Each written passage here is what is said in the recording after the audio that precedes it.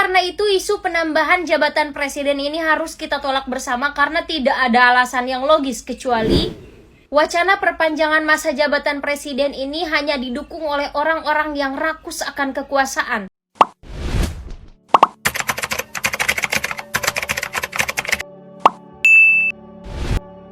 Pemilu ditunda itu sebetulnya sama dengan memperpanjang masa jabatan presiden. Pertanyaannya adalah kenapa partai-partai kok cenderung kepengen pemilu ditunda? Ketika pemilu mereka harus bertarung memperkuatkan kursi-kursi di legislatif. Kalau mereka bertarung mereka butuh energi, butuh dana, mereka butuh apa yang namanya persiapan yang matang. Belum tentu kepilih juga kalau jadi anggota dewan. Bisa dilihat di cuplikan ini.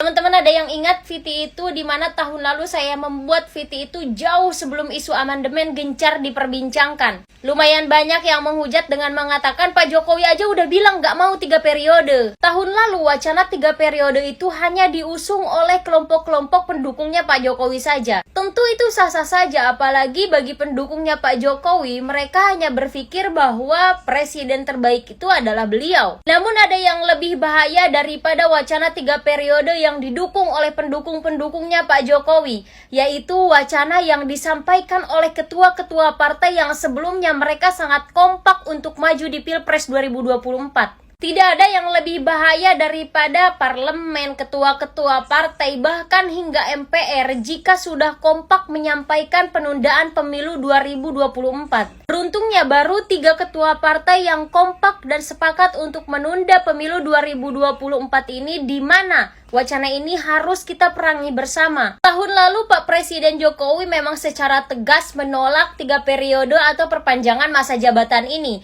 Tapi tahun ini Pak Jokowi hanya berdiam diri beberapa saat, setelah itu hanya memberikan statement bahwa perpanjangan masa periode jabatan presiden itu adalah bagian dari demokrasi. Statement tersebut tentu akan menjadi multitafsir, apalagi jika kita mengingat bahwa dalam politik itu bisa berubah bahkan per sekian second. Ini yang selalu saya sampaikan kepada teman-teman, tidak ada yang lebih bahaya jika DPR, MPR, MK dan seluruh elemen pemerintah sudah bergabung bersama, tidak ada lagi oposisi di dalam pemerintahan untuk menyampaikan aspirasi masyarakat, maka sangat mungkin terjadi mereka akan melakukan kejahatan secara bersama dan rakyat hanya menjadi satu-satunya oposisi pemerintah, tidak ada lagi oposisi dari dalam pemerintah. Maka karena itu isu penambahan jabatan presiden ini harus kita tolak bersama karena tidak ada alasan yang logis kecuali wacana perpanjangan masa jabatan presiden ini hanya didukung oleh orang-orang yang rakus akan kekuasaan. Saya Khodari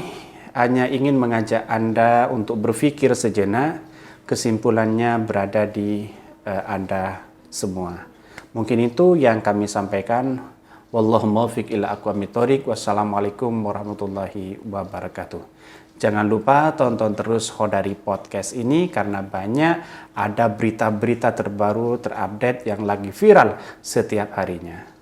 Sukses selalu.